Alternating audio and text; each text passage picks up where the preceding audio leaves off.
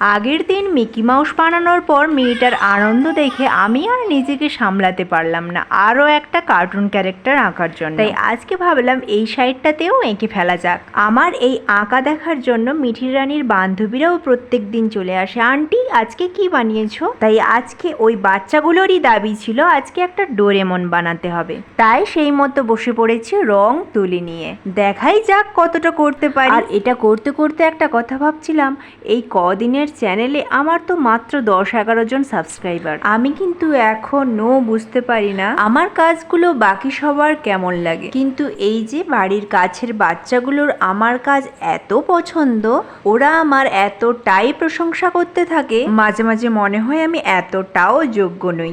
তবে এটা ভেবেও শান্তি লাগে ওদের মন খুব সরল হয়, মনে যা থাকে ওটাই বলে ফেলে। আর ওরা তো এত ভালো ভালো আর্টিস্টদের আঁকাও দেখেনি, তাই আমার এই ছোটোখাটো আঁকাগুলোও ওদের খুব পছন্দ হয়ে যায়।